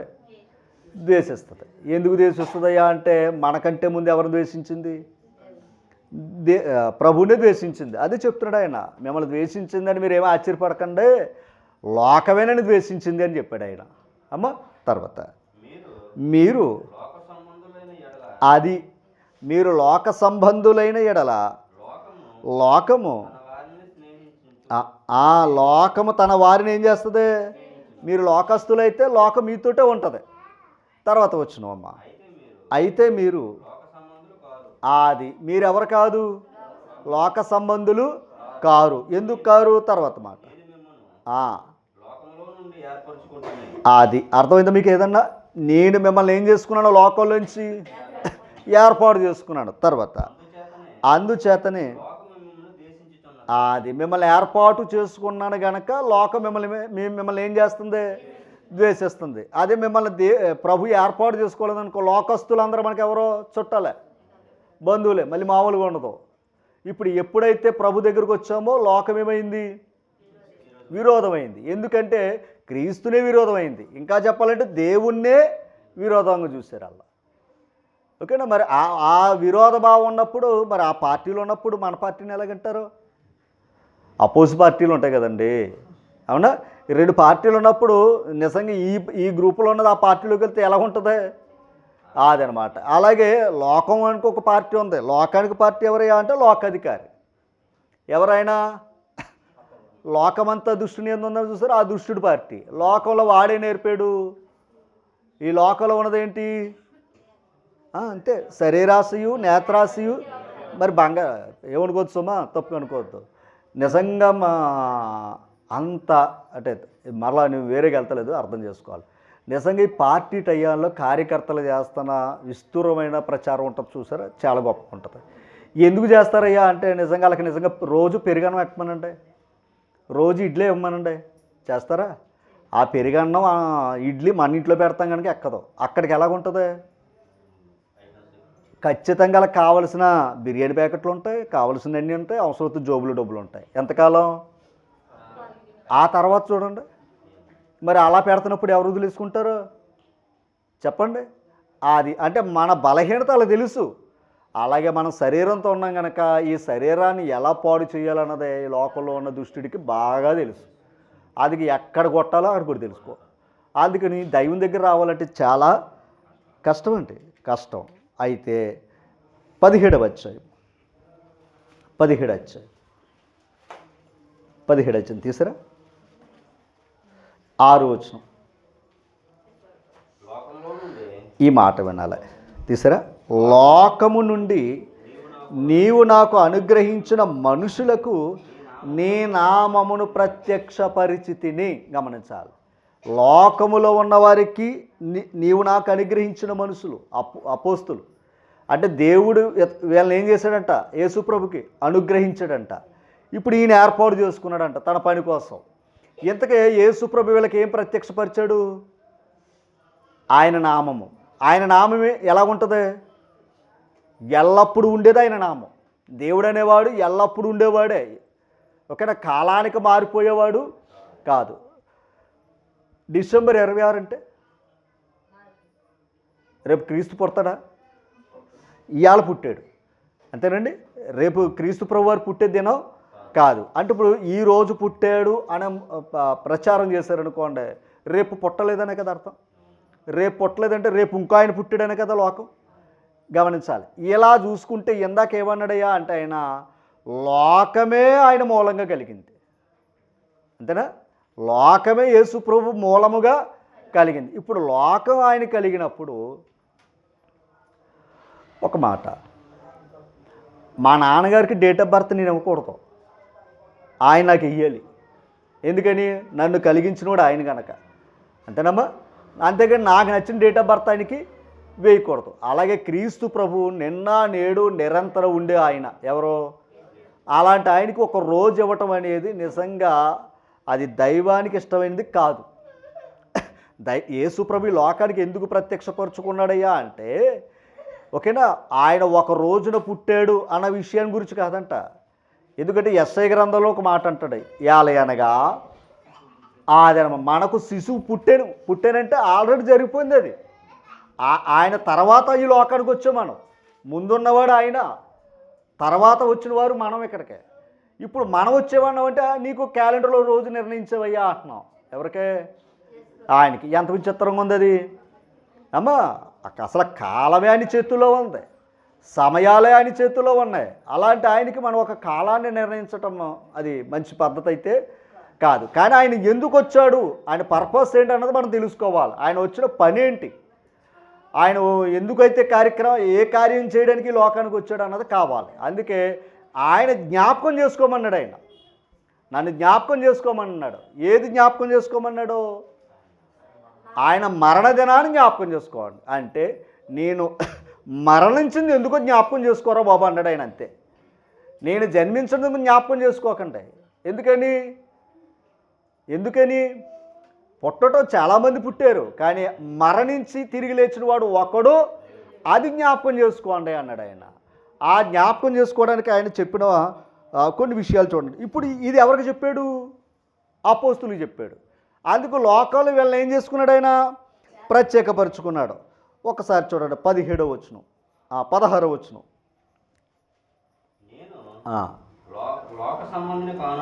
ఈ మాట నేను లోక సంబంధిని కానట్టు వారు కూడా ఎవరు కాదు. ఇది తండ్రికి చేస్తున్న ప్రార్థన. తర్వాత సత్యమందు వారిని ప్రతిష్ఠ చెయ్యము. అదనమాట. నీ వాక్యంతో వాళ్ళని ఏం చేయమని కోరుతున్నాడు ఈయన? ప్రతిష్ఠ చేయి. ఓకేనా? తర్వాత అమ్మ ఈ మాట చూడాలి. నీవు నన్ను లోకంలోనికి పంపిన ప్రకారము అంటే ఇప్పుడు యేసు ప్రభు కూడా ఎవరిని పంపాడు? శిష్యులు కూడా పంపాడు. ఆయన ఏ పర్పస్తో వచ్చాడో అలాంటి పర్పస్ని మళ్ళీ వీళ్ళకి అప్పగించి లోకానికి పంపాడట. ఏం చేయమని? సర్వలోకానికి వెళ్ళండి. అంతేనండి, గమనించాలి. సర్వలోకానికి వెళ్ళండి. ఇందాక మాట చదువుకున్నాం, సర్వలోకము కూడా యెహోవా నామమును మహోన్నతుడని ఎరుగుదురని మాట చదువుకున్నాం. అవునా? చదువుకున్నావు లేదా అమ్మ? ఆనాడు యెరూషలేము సెంటర్ వాళ్ళకి. దేవుడు కోరుకున్న స్థలం అది. ఇప్పుడు దేవుడు కోరుకున్నది ఏంటయ్యా అంటే క్రీస్తు ప్రభుని. ఈయన నా ప్రియ కుమారుడు. మీరందరూ ఎవరి మాట వినమన్నాడు? ఈయన మాట ఈయన మాటలు విన్నది ఎవరో? అపోస్తులు ఎక్కడ పంపాడు? అపోస్తుల దగ్గర లోకాన్ని రమ్మనలేదు ఆయన. అపోస్తులే సర్వలోకానికి పంపాడు. సర్వలోకానికి వెళ్ళి ఏం చేయమన్నాడు? సువార్త ప్రకటించమన్నాడు. ఎందుకు సువార్త ప్రకటించమన్నాడు అంటే ఒక మాట చూపిస్తాను చూడండి. మత్తయి సువార్త వాళ్ళకి ఇచ్చిన ఆధిక్యత ఏంటయ్యా అంటే చూద్దాం. మత్తయి సువార్త 20వ అధ్యాయము 27వ వచనం, 19వ అధ్యాయం 27వ వచనం, 19:27. పేతురు ఇదిగో మేము సమస్తమును విడిచిపెట్టి నిన్ను వెంబడించితిమి గనుక. అంటే ప్రభు కోసం వాళ్ళు ఏం చేశారంట? సమస్తాన్ని ఏం చేశారంట? విడిచిపెట్టి ప్రభు కూడా ఏం చేసినట్టు? అది ఆయనకున్న సమస్త అధికారం, సమస్తాన్ని పరలోకాన్ని విడిచిపెట్టి లోకానికి వచ్చాడు. ఇప్పుడు గమనించాలి. ఇప్పుడు ప్రభు కూడా అపోస్తులు ఏమన్నాడు? వాళ్ళు కూడా విడిచిపెట్టారు. వెంబడించరా అంటే అవన్నీ కూడా విడిచిపెట్టి వాళ్ళు కూడా వెంబడించారు. ఇప్పుడు వీళ్ళు ఏమన్నారంటే మిమ్మల్ని వెంబడిస్తున్నాం కదా, సమస్తాన్ని విడిచిపెట్టి వెంబడిస్తున్నాం కదా అని అన్నారు వాళ్ళు. తర్వాత మరి అంతే కదా, విడిచిపెడితే ఏదో దొరకాలి కదా. వదులుకున్నామంటే ఏదో దీనికంటే గొప్ప లాభం ఉందనే కదా మనుషుడు ఆశిస్తాడో తల్లి. మాకేమి దొరుకునను అని అన్నారు వాళ్ళు. ఇది చాలా ఇంపార్టెంట్. యేసు వారితో ఎవరితో? అపోస్తులతో అన్నాడు. ఏమంటున్నాడు? చాదు ప్రపంచ పునర్జన్మమందు. ప్రపంచం అనగా సర్వలోకానికి ఏమన్నాడు ఆయన? సువార్త ప్రకటించమని చెప్పాడు కదా వీళ్ళకే. ఎందుకు అన్నాడయ్యా అంటే ముందుగా చెప్పాడు వీళ్ళకే. ప్రపంచ పునర్జన్మమందు అంటే ప్రపంచానికి ఏముంది? పునర్జన్మ ఉందట. పునర్జన్మ అంటే మనవారు ఏమనుకున్నారంటే బహుశా నేను అంతకుముందు జన్మలో ఒక కుక్కనో, అంతకుముందు జన్మలో ఇంకొక పక్షునో, అంతకుముందు జన్మలో ఇలాగ ఎన్నో జన్మలు ఎత్తి మనిషి జన్మ వేయడంట. అంతే కదండి లోకం. ఎన్నో జన్మలు ఎత్తితే అంటే కొన్ని లక్షల జన్మలు ఎత్తితే అప్పుడు మనిషి జన్మ వేయడట. మరి అలాంటప్పుడు అమ్మ కడుపులు ఎందుకు రాలిపోవాలి? మరి అన్ని జన్మలు ఎత్తుకున్నప్పుడు ఆ జన్మ మరి సార్థకం అవ్వాలి కదా. మనిషి జన్మ ఒక్కటే. ఆ జన్మలో ఇందాక చెప్పాను, ఆ జన్మలో మనం బ్రతుకుతున్న జన్మలో మనం ఏం చేస్తాం? దేవుని సన్నిధిని ఏమయ్యాం? చెడిపోయి బ్రతుకుతున్నాం. చెడిపోయి బ్రతుకుతున్న మనల్ని బాగు చేయడానికి యేసుప్రభు వచ్చాడు. చెడిపోయిన లోకాన్ని ఏం చేయడానికి వచ్చాడు? ఆయన బాగు చేయడానికి వచ్చాడు. ఇప్పుడు బాగు చేయటానికి ఆయన వచ్చి ఆయన చెప్పవలసినవన్నీ చెప్పాడు. ఆయన ఉన్నంత కాలంలో చేసి వెళుతూ వీళ్ళకి అప్పగించాడు ఆ పని. ఏంట పని? సర్వలోకానికి వెళ్ళండి, సర్వ సృష్టికి సువార్తను ప్రకటించండి, నమ్మి, అంతేనా, నమ్మి బాప్తిసం పొందినవాడు. ఒకసారి ఇక్కడేమన్నాడు? ప్రపంచ పునర్జన్మ అన్నాడు. ప్రపంచానికి పునర్జన్మ ఏంటి? కనబడుతున్న ప్రపంచమే కదా, దానికి పునర్జన్మ ఏంటయ్యా అంటే తిరిగి జన్మించటం. అంటే మనుషుడు మళ్ళీ ఏమవ్వాలంట? తిరిగి జన్మించడం. ఇది నికోదేము అన్నాడు అనమాట. నేను మరలా జన్మించమంటే మళ్ళా నేను తల్లి గర్భంలోకి వెళ్ళాలయ్యా అని అడిగాడు. కాదయ్యా, ఒకడు ఆత్మ మూలముగా నీటి మూలముగా జన్మించిన వాడు ఎక్కడికి వెళ్తున్నాడు? దేవుని రాజ్యంలోకి వస్తున్నాడు. మరి ఒకప్పుడు ఎక్కడ ఉన్నాడు వీడు? లోకరాజ్యంలో ఉన్నాడు. లోకరాజ్యంలో అపవాదికి ఏమై ఉన్నాడో అదనమాట. పాపానికి దోసుడై ఉన్నాడు. పాపం నుండి విడిపించడానికి యేసుక్రీస్తు లోకానికి వచ్చి ఆయన కార్చిన రక్తము ద్వారా మనందరికీ ఏమొచ్చింది? విమోచన వచ్చింది. ఇప్పుడు ఆ విమోచన ఎలాగయ్యా అంటే పాపము నుండి విమోచన వచ్చింది. పాపము నుండి విమోచన వచ్చింది. పాపాన్ని నుండి విమోచించేవాడు ఈ జగత్తులో ఒక్కడూ లేడు. అందరూ అదనమాట. ఎవడ చరిత్ర అయినా చదువుకోండి, ఎవడ కథ అయినా మీరు వినండి. వారు వీరు భేదం లేదు. వారు వీరు భేదం లేదు. ఎవరి కథ అయినా వినండి. వారి కథల్లో లేదా వారి యొక్క నీతి, వారి దృష్టిలో ఏదైనా మీరు వింటే ఖచ్చితంగా అక్కడే ఉంటుంది. ఖచ్చితంగానండి. మళ్ళీ దాన్ని మేము వివరించవలసిన పనేమీ లేదు. కానీ క్రీస్తు ప్రభులు ఏమి లేదు అది. ఎందుకంటే ఆయన చెప్పాడు, నాలో పాపం ఉందని చెప్పండి రా అన్నాడు ఆయన. తర్వాత అన్నాడు, ఎర నేను ఏం తప్పు, నేను చేసిన చెడు ఏంటో చెప్పండి, నా మీద ద్వేషిస్తున్నారు కదా అంటే, అబ్బాయి నువ్వు చేసిన పనులు బట్టి అయితే మేము ద్వేషిస్తలేదు, కానీ నువ్వు ఎవరని చెప్పుకుంటున్నావు? దేవుని కుమారుడని దాని అర్థం ఏంటో తెలుసు? నువ్వు దేవుని సంబంధి అని చెప్పుకున్నావు అని అన్నారు వాళ్ళు. యోహాను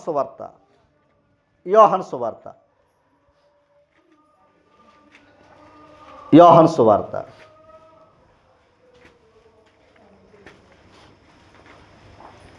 తీసిరమా? 10వ అధ్యాయము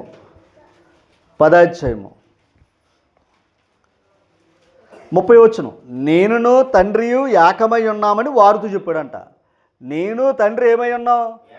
ఏకమై ఉన్నామని వారితో చెప్పాను. ఒకసారి ఎలా ఏకమై ఉన్నారు ఒకసారి చెప్తాను. లోకమంతా ఏమై ఉంది?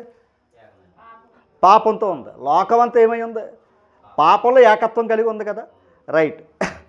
దేవుడు లోకమును ఎంతో, మరి యేసుక్రీస్తు కూడా అదనమాట. అసలు పాపిని ప్రేమించడం ఏంటి?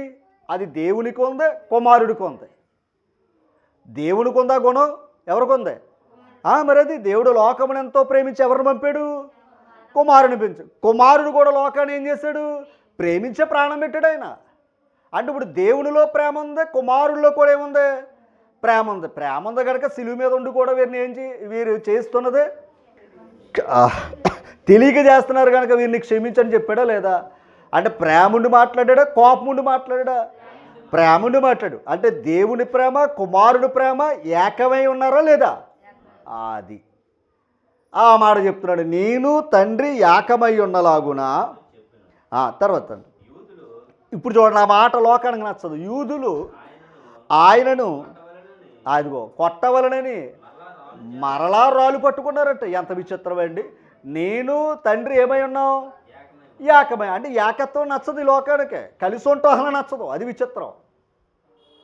ఏమో చాలామంది పెద్దవారు చెప్తారు, మనదంతా కూడా భిన్నత్వంలో ఏకత్వం అంటారు. కాదు, ఏకత్వం అవ్వాలని చూసుకుంటున్నారు. వీళ్ళు అనుకునే దాంట్లో మొత్తం అంతా ఏమైపోవాలి? కలిసిపోవాలనుకుంటున్నారు. ఓకేనా? ఇప్పుడు చూడండి, రాళ్ళు పట్టుకుని తిరిగారంట. ఏదో మాట చెప్పినందుక అండ్ ఏదైనా తప్పు అన్నాడా? ఎవరినైనా ఏదన్నా పోనీ వ్యతిరేకం అన్నాడు? ఎవరితోనే యుద్ధాలు చేయమన్నాడా? కొట్లాటకి వెళ్ళమన్నాడా? ఏమీ సంబంధం ఏమీ లేవు. కానీ ఏమన్నాడు? నేను తండ్రి ఏమై ఉన్నావు? ఏకమై ఉన్నాము. ఏకమై ఉన్నారు కనుక తండ్రి లోకానికి కొడుకును పంపాడు. నువ్వు ఒక మాట, ఆయన ఏకమై ఉన్నాడు, వెళ్ళమన్నాడు. మరి ఈయన ఎందుకు రావాలి? నువ్వు పంపితే నేను వచ్చేస్తానా? ఎక్కడికే? చెప్పండి, ఇప్పుడు మనకంటూ ఒక వ్యక్తిత్వం ఉండదా? దేవుని దగ్గర రండి అని మన తల్లిదండ్రులు మన పిల్లల్ని అంటారు. నిజంగా వచ్చేస్తారు పిల్లలు? వాళ్ళు ఏమంటారు? నాకు ఖాళీ లేదు అంటారు. వాళ్ళు చిన్నోడైతే పర్లేదు, పెద్దోడైతే ఏమంటాడు? ఖాళీ లేదు అంటాడు. అంటే ఇప్పుడు మన మాట వింటున్నాడా? ఎక్కడికి రమ్మంటే అలాంటప్పుడు దేవుడేమో లోకాన్ని ప్రేమించి నువ్వు వెళ్ళరా అన్నాడు. వెళితే ఏమవుతుంది? దానికి చంపేస్తారు. అంతేనా? యేసుప్రభు లోకానికి వస్తే ఏముంది? మరణం ఉంది. అది ఆయన ఆయన ప్రణాళిక. ఇప్పుడు కుమారుడు వచ్చినప్పుడు కూడా ఏమనాలి? నన్ను లోకానికి వెళ్ళమంటున్నాను, ఎందుకు వెళ్ళాలి? నేను చనిపోవడానికి వెళ్ళాలా? చెప్పాలి, నేను చనిపోవడానికి వెళ్ళాలా అని ఎన్ని ప్రశ్నలు వేయచ్చు? ఒక్క ప్రశ్న వేయలేదు. ఆయన తండ్రి ఏం చెప్పాడో అది చేశాడు. అది ఏకత్వం. దేవునికి కుమారునికి ఉన్న ఏకత్వం అది. ఆ ఏకత్వం మనకు ఉండాలి. ఆ ఏకత్వం కూడా మనలో ఉండాలి. లోకం ద్వేషించినా సరే, రాళ్ళు పట్టుకున్నా సరే, మనం ప్రేమతోటి పని చేస్తున్నాం. ప్రేమే నేర్పాడు దేవుడు. ప్రేమ లేనివాడైతే అంతే. ప్రేమ లేనివాడు పరలోకం వెళ్ళండి. ఈ లోకంతో బతికేస్తాడు, ఈ లోకంలో అయిపోద్ది, తర్వాత ఇంకో లోకానికి పోతాడు. పరలోకం మాత్రం వెళ్ళడు. ప్రేమ ఉన్నవాడు మాత్రమే పరలోకానికి హక్కుదారుడు. ప్రేమ లేనివాడు లేడు. ఈ జగత్తులో మీరు ఎక్కడైనా చూసుకోండి, ఎలాంటి రాజుల చరిత్ర అయినా చూసుకోండి, ఎవరి చరిత్ర అయినా చూడండి, ఇక్కడ కథలన్నీ చెప్పేసి వెళ్ళిపోయారు, కానీ వాళ్ళ పరలోకంలో ఉన్నట్టు ఒక్క రిఫరెన్స్ ఉండదు. ఒక్క రిఫరెన్స్ ఉండదు. యేసుప్రభు ఏమి నేర్పాడు? ప్రేమ నేర్పాడు. ఎక్కడికి వెళ్ళాడు ఆయన? చనిపోయి కూడా ఆ ప్రేమ తీసుకెళ్ళిందని చెప్పడానికి వచ్చాడు ఆయన. ఆ ప్రేమ అంటే యుద్ధాలు చేసి ఒకరిని చంపేస్తే వెళ్ళవండి అమ్మా. ఒక్కసారి ఆ వచ్చిన చదవండి. యేసు తండ్రి యొద్ద నుండి అనేకమైన మంచి క్రియలు మీకు చూపితిని కదా. రాళ్ళు పట్టుకున్నప్పుడు ఈయన అన్నాడు, మంచి క్రియలే కదా మీకు చేశాను, చెడు క్రియలు చేయమన్నదే అమ్మా. తర్వాత వాటిలో ఏ క్రియ నిమిత్తం నన్ను రాళ్లతో కొట్టుదురని అడిగాడు ఆయన. ఆయన ఆర్గ్యుమెంట్ చేస్తున్నాడు, ఎందుకు రాళ్లతో కొట్టాలని చూస్తున్నారని అడుగుతున్నాడు. అందుకు యూదులు అంటే అది ఆయనకి తెలుసు, మనకు తెలియాలి కదా. అండ్ అంతే కదా, హృదయాలు ఎరిగిన వాడే కదా. ఎందుకో తెలుసా? మనకు తెలియాలి కదా. మనమేమనుకుంటున్నామో మనకు తెలియాలని కదా ఇది రాశాడు ఆయన. అందుకు యూదులు చదవండి. నీవు అది ఆయన ఎలాగో కనబడుతున్నాడు? వాళ్ళకే మనుషుడిగా కనబడుతున్నాడు. మనుషుడు అయి ఉండి దేవుడు అని చెప్పుకొనుచున్నావు గనుక దేవదోషణ చేసినందుకే నిన్ను రాళ్లతో కొట్టుదుము కానీ మంచి క్రియ చేసినందుకు కాదు. నువ్వు దేవదోషం చేస్తున్నావు ఏంటయ్యా అంటే నువ్వు ఎవరని చెప్పుకుంటున్నావు? మరి నువ్వెవరో మనిషివి. మనిషి దేవుడు ఎలాగవుతాడు? యేసుక్రీస్తు లోకానికి వచ్చింది ఎందుకు తెలుసా? మనుషుల్ని దేవుని చేయడానికి వచ్చాడు ఆయన. ఓకేనా? మనుషులు ఏం చేయడానికి వచ్చాడు ఆయన? దేవుని చేయడానికి వచ్చాడు. ఎలా దేవునిగా చేశాడు తెలుసా? ఒక్కసారి అక్కడే ఒకసారి 35వ వచనం, 34. అందుకు యేసు, ఎంత మంచి మాట అండి అది అమ్మ. ఒక మాట, రాజుకు పుట్టే బిడ్డను ఏమంటారు? అంతేనా? మంత్రి గారు పుట్టిన బిడ్డను ఏమంటారు? ఓకే, కుక్క పుట్టిందండి ఏమనుకోకండి. ఒకవేళ పక్షికి పుడితే అంతే కదా. మనం ఎవరికి పుట్టాం? మరి అలాంటప్పుడు మనం దైవాలు కాకపోతే ఇంకెవరో? నువ్వు ఏమనుకోకండి, గమనించాలి ఈ మాట. మనం దేవునికి పుట్టాం, అంతేకా ఆత్మ ఎవరిదే? అది. మరి మనం తండ్రికి పుట్టాం కనుక మా నాన్న అడుగు అని చెప్తున్నాం. మరి ఆత్మ ఎవరిచ్చారు? మరి ఆ ఆత్మ ఇచ్చాడంటే ఆయన ఎవరో? దేవుడు. ఆయన పిల్లలు ఎవరో? దైవాలమే. కానీ లోకం ఏం చేస్తుందంటే ఆయన తప్ప అన్ని దైవాలే. ఈ కుక్క దేవుడే, ఆ పంది దేవుడే, అన్నీ దేవుడే. చీపురు కట్ట కూడా దేవుడే. కానీ ఈడి దేవుడు రాన్న సంగతి ఈడికి తెలుస్తలేదు. అది చెప్పడానికి ఆయన వస్తే రాళ్ళు పెట్టి కొట్టి చంపుదామని చూసారు. ఎంత దారుణం అండి. ఒరే, నీలో ఉన్నవాడు గొప్పోడు రా అని చెప్పడానికి ఆయన వస్తే, నీలో ఉన్న ఆత్మ గొప్పది రాబోని యేసుప్రభు చెప్పడానికి వస్తే ఆ గొప్పతనాన్ని పక్కన పెట్టి, ఓకేనా, యేసుప్రభుని ఎలా చూశారు వాళ్ళు? అది మైనస్. అది అనమాట. ఆయన మనుషుడిగా చూశారు కనుక ఈడు దేవుడు ఏంటి అన్నారు. ఇప్పుడు మన క్రైస్తవ ప్రపంచం కూడా 25వ తారీఖు చేయటం వల్ల ఆయన ఎలా చూపిస్తున్నాం చెప్పండి? అది అందుకే ఆయన గొప్పతనం ఇంకా తెలుస్తలేదు. ఓకేనా? ఇప్పుడు చెయ్యొచ్చా చేయకూడదు అంటే దాని అర్థం అదే. మనుషుడికే డేట్ ఆఫ్ బర్త్, దేవుడికి ఉండదు కదా. ఏమంతేనా? చెప్పండి, దేవునికి ఉంటుందా? దేవుడికి ఉండదు. దేవుడికి డేట్ ఆఫ్ బర్త్తో పనే లేదు. ఎందుకంటే ఈ డేటా అనేది సూర్యుడు, చంద్రుడు, కాలము, నక్షత్రాలు బట్టి వచ్చింది. అది మనం అవి వచ్చిన తర్వాత మనం వచ్చాం. ఒకవేళ మనం పుట్టిన తర్వాత అవి వచ్చినాయి అనుకోండి, నిజంగా గొప్పోలుగా మనం. అందుకే దేవుడు ముందు ఏం చేశాడు? సృష్టిని చేశాడు. ఈ సృష్టిలో తర్వాత మనల్ని పెట్టాడు. ఎందుకంటే వీడికి బతకాలంటే క్యాలెండర్ ఉండాలి కదా. వీడికి ఇంతకు ఆయుష్ కాలాన్ని ఇస్తున్నాడు. వీడి ఆయుష్ కాలంలో అయినా సరే గమనించాలని తెలుసుకుంటాడేమో అని ఇచ్చాడు ఆయన. ఆయుష్ కాలం అయిపోతుంది కానీ ఆయన ఎవరో అందుకే ఎంత దారుణం అండి. దేవుని తెలుసుకోలేని లోకం. ఇంకా చెప్పమంటారా, బిడ్డ తండ్రిని వెతుక్కోలేని లోకం ఇది. ఎంత మాయగుడు ఉన్నాడో తెలుసా? లోకల్ అపవాది చేసేది ఏడు తెలుసా? మోసం. కన్న తండ్రి ఎవరో తెలియకుండా మన కన్నులకు మూసేసాడని, మన హృదయాలు చీకటి చేసేసాడు. యేసుప్రభు వచ్చేమన్నాడయ్యా అంటే, నేను వెలుగుండ్రా అంటున్నాడు ఆయన. ఆ వెలుగుతో చూడరా బాబు అంటున్నాడు ఆయన. ఆ వెలుగు వద్దు బాబు, నా ఇంటి మీద వెలుగెట్టుకుంటాను కానీ నా గుండెల్లోకి మాత్రం వెలుగని వాక్యం అనేది వెళ్ళను. ఎందుకు వాక్యం ఎందుకో తెలుసా? తర్వాత మాట చదవండి.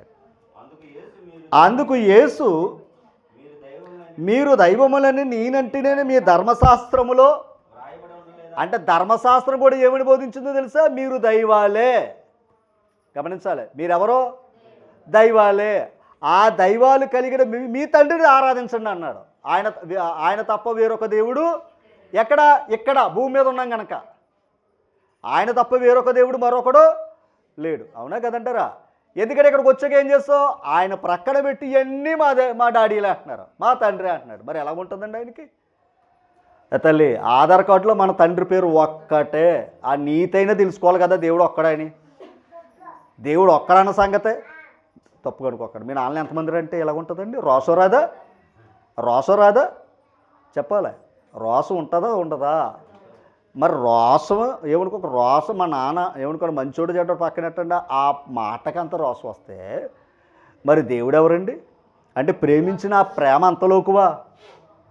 ప్రేమించి ఇంత ఆయుష్కాలాన్ని ఇచ్చి ఇంత ఇచ్చి నీకు ఇంకా చెప్పాలంటే ముందుగా దేవుని తెలుసుకుంటావని ముందుగా నీకు ఏమి ఇచ్చాడు? తల్లిదండ్రులు ఇచ్చాడు. అంతేనా? నీ తండ్రి ఎవరో తెలుసు, తల్లి ఎవరో తెలుసు. ఎంత జ్ఞానం వచ్చినా ఆయన ఎవరో తెలియదంటే ఇంకేమనాలి అమ్మా? ఇంకేమనాలి చెప్పండి దాన్ని. అందుకే అన్నాడు, అక్కరంతకు చదవండి అమ్మ. అక్కడ లేఖనము నిరర్థకము కానేరదు, దేవుని వాక్యం ఎవరికి వచ్చునో. ఒకసారి దేవుని వాక్యము ఎవరికి వచ్చునో వారు ఏమవుతున్నారట? అది దేవుని వాక్యం వచ్చిన వారు ఏమవుతున్నారు చెప్పాలి? దైవాలు అవుతున్నారు. గమనించాలి, దేవుని వాక్యం వచ్చిన వారు ఏమవుతున్నారు? దైవాలు. ఎంతకి దేని పోగొట్టుకున్నామో తెలుసా? మనం వాక్యాన్ని పోగొట్టుకుని దెయ్యాల్లో బతుకుతున్నాం. అర్థమైంది మీకు? ఏదన్నా వాక్యాన్ని దూరం చేసుకుని మనం ఏం చదువుతున్నాం? దెయ్యాల్లో బ్రతుకుతున్నాం. యోహాను సువార్త 15వ అధ్యాయము.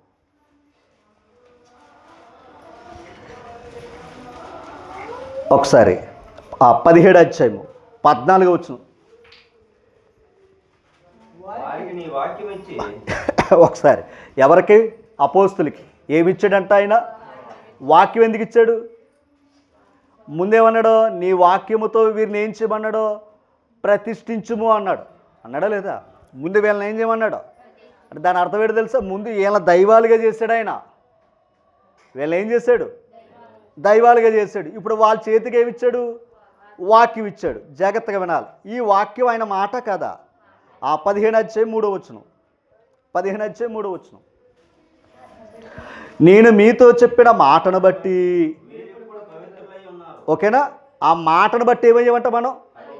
అదే అంటే పవిత్రులు అంటే పరిశుద్ధులే కదా దాని అర్థం. దేవుడు ఎవరో? పరిశుద్ధుడు. కుమారుడు ఎవరు? పరిశుద్ధుడు. పరిశుద్ధాత్ముడు ఆ పేరులో ఉంది, పరిశుద్ధాత్మ అని.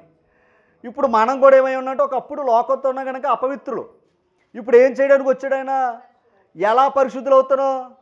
వాక్యం ద్వారా ఆయన మాటను బట్టి. తర్వాత వచ్చినాం అక్కడే నా యందు అది. ఎందుకంటే ఆయన మాటల ప్రకారంగా ఆయన యందు నిలిచుంటే మనం ఏమవుతున్నాం?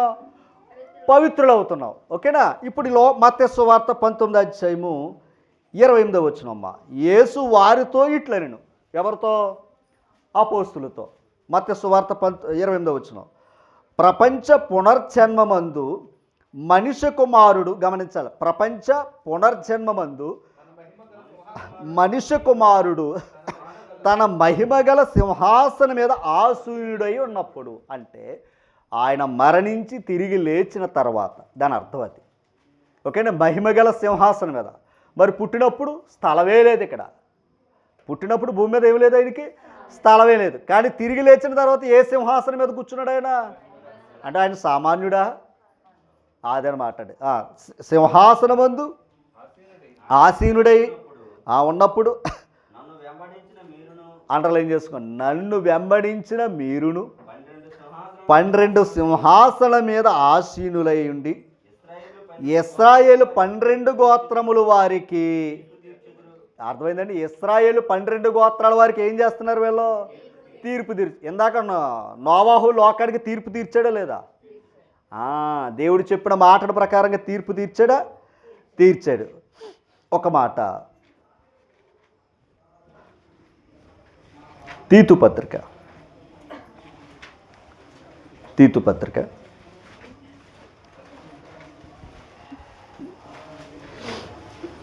3వ అధ్యాయము 5వ వచనం. 3వ అధ్యాయము 5వ వచనం. అది దేన్ని అనుసరించాలి? నోవాహు అనుసరించాడు కనుక నీతికి వారసుడయ్యాడు. అంతేనా? ఆ నీతి నేర్పడానికి యేసుక్రీస్తు లోకానికి వచ్చాడు. అంతేనమ్మా? నీతి కొరకు అదనమాట. నీతి కొరకు ఏమో ఇవ్వాలి? అది లోకం గమనించ అవినీతి కోసం ఏదైనా చేస్తుంది, కానీ నీతి కోసం అలా బ్రతికేవారు లేరు. తర్వాత మనము నీతిని అనుసరి చేసిన క్రియల మూలముగా కాక అది అంటే గమనించ తన కనికరము చొప్పునే. ఒకసారి ఇంతకీ గమనించాలి, మనకు భాగ్యం ఎలా దొరికిందో తెలుసా? దేవునికి ఏముందంట? కనికరం. అంతేనండి. తన కనికరము చొప్పున ప్రపంచానికి ఏముందని చెప్పుకున్నాం ఇందాక? పునర్జన్మ. ఇంతగా ప్రపంచం అంటే మనుషులే. ఏమంతేనా? ప్రపంచం అంటే ఏది? మనుషులే. ఇప్పుడు ఆ మనుషులకి ఏముంది? పునర్జన్మ సంబంధమైన స్నానం. అర్థమైందా తల్లి?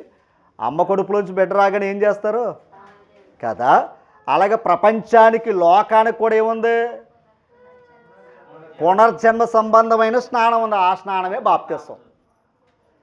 ఓకేనా? క్రీస్తు జన్మించింది మనం క్రొత్త జన్మ పొందడానికి. ఓకేనా? క్రీస్తు జన్మించింది ఎందుకయ్యా అంటే లోకం క్రొత్తగా జన్మించడానికి ఆయన ఈ లోకానికి జన్మించవలసి వచ్చింది. అంటే పాత జీవితాన్ని ఏం చేయడానికి? దాన్ని దూరం చేసుకోవడానికి. అంతేనమ్మా? పాత జీవితం, పాప జీవితాన్ని ఏం చేసుకోవడానికే? దూరం చేసుకోవడానికి. ఓకేనా? ఇప్పుడు క్రొత్త జీవితాన్ని ఏం చేయడానికి? పొందుకోవడానికి. అందుకు యేసుక్రీస్తు లోకానికి వచ్చాడు. తర్వాత పునర్జన్మ సంబంధమైన స్నానము ద్వారాను.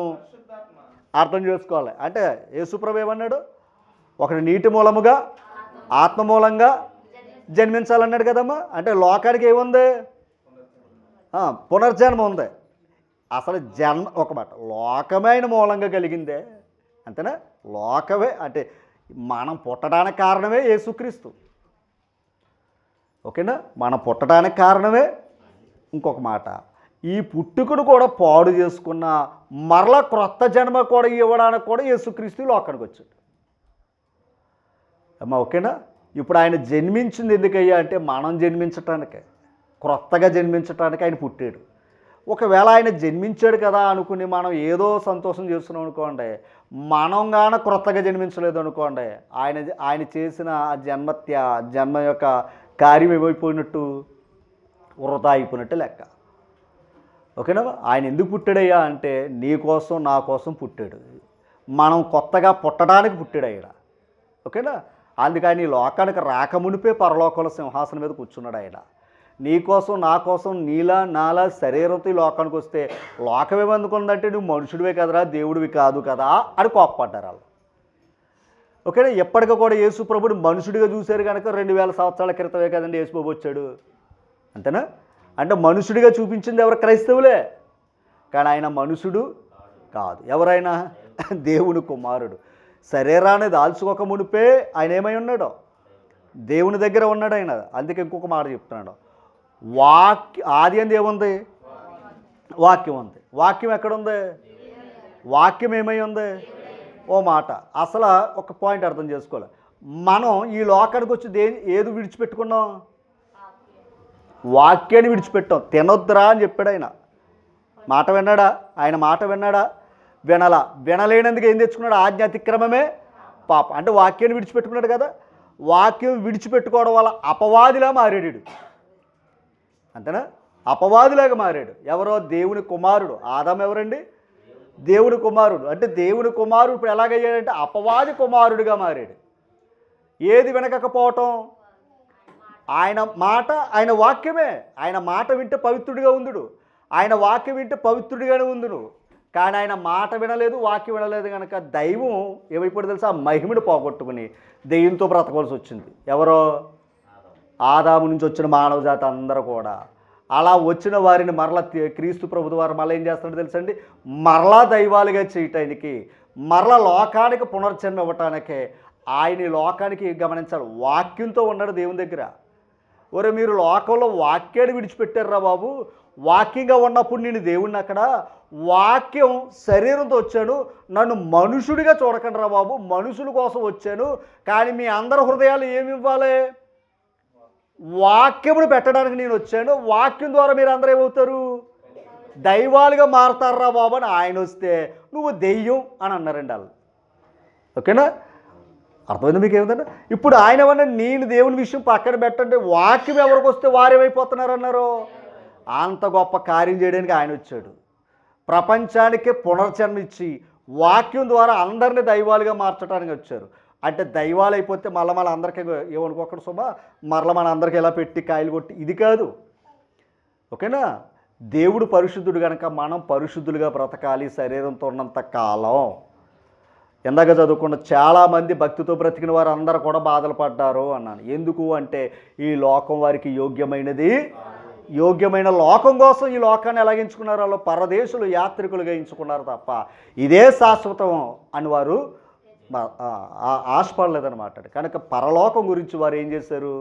పరలోకం నుంచి వచ్చిన యేసుక్రీస్తుని వారు అంగీకరించారు. అందుకే ప్రభువుని అంగీకరిస్తే తండ్రిని అంగీకరించినట్టు, తండ్రిని అంగీకరిస్తే పరిశుద్ధాత్మను అంగీకరించినట్టు గమనించాలి. ఈ ముగ్గురిని అంగీకరిస్తే మనం పరిశుద్ధులు అవుతున్నాం.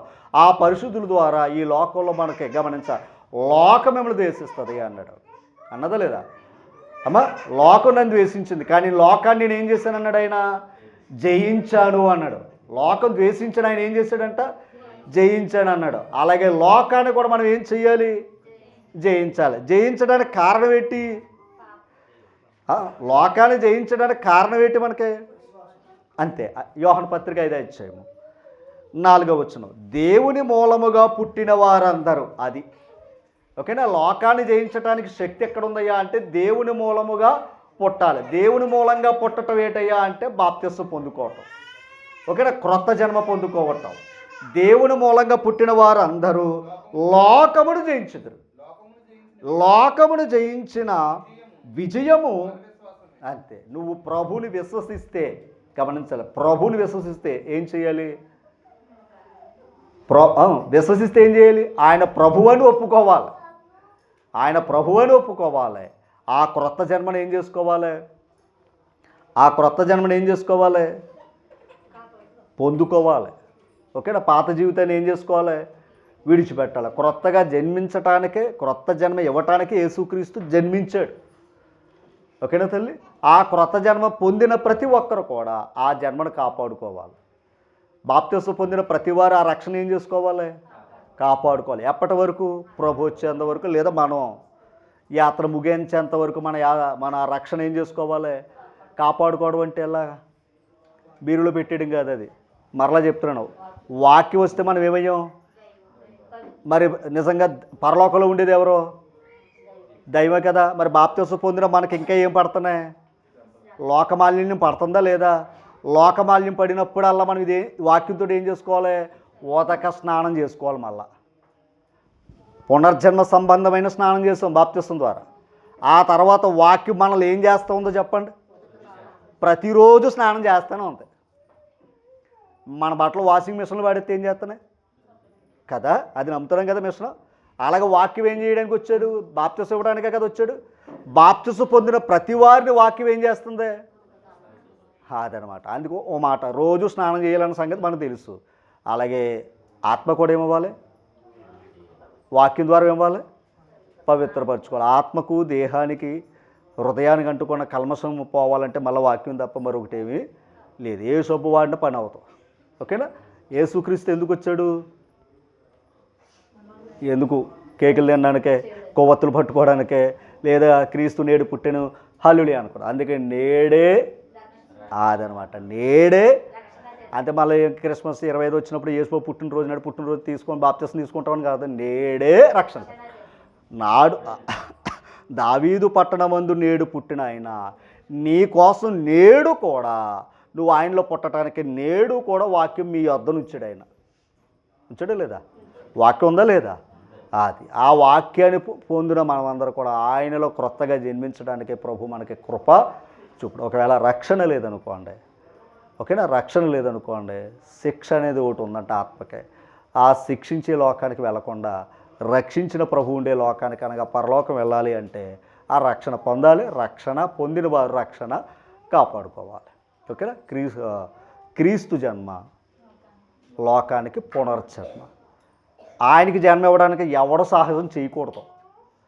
మనకు జన్మలిచ్చిన ఆయనకి నీకు జన్మదినోత్సవం అని పదవి అస్సలు పలకూడదు. అవునా కదంటారా? తప్పు అయితే తప్పుగా తీసుకొని, ఒప్పు అయితే ఒప్పు అని తీసుకొని. ఎందుకంటే ప్రజలు ఏమైపోయింది, ఫీడ్ చేస్తారు. అంటే క్రీస్తు జన్మ గురించి మాట్లాడారు తప్ప మరణదినం గురించి మాట్లాడిందే సువార్త. సువార్తకు అంత విలువ లేదు. అవునా కదంటారా? ఒక మాట, మనుషుడికి ఇచ్చినంత విలువ యేసుప్రభుని ఎప్పటికేం చూపిస్తున్నారో.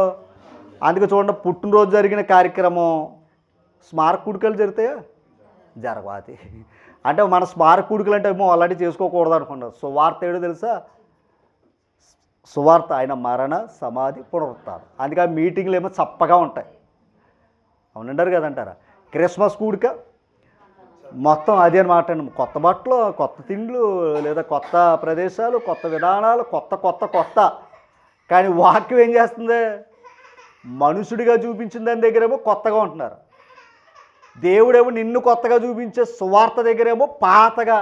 అంటే అర్థమైంది అనుకుంటాడు. పాత అంటే ఈ నేసం కదా అని అనుకుంటున్నాడు. కాదు, ఆ వాక్యం ద్వారా మరొకరు ఎవరైనా క్రొత్తగా జన్మించాలని దేవుడు వారికి ఆ అవకాశాన్ని ఇస్తున్నాడు సువార్త ద్వారా. మనం రక్షించబడిపోయాం కాదండి, రక్షణ పొందేవారు దేవుడు కొంతమంది ఉన్నారా లేదా? కనుక దేవుని కృపలో ఆ రక్షణ అనేకులకు ప్రకటించాలి. క్రీస్తు జన్మ లోకానికి పునర్జన్మ. ఓకేనా? కనుక ఆ మహానుభావుడు ఈ లోకానికి రాకపోతే ఆ క్రొత్త జన్మ పొందే అవకాశం మనకి లేదు. కనుక మరొకసారి అందరు కూడా ప్రేమపూర్వక వందలు తెలియజేస్తూ ఈ నా మాటలు ముగిస్తున్నాను.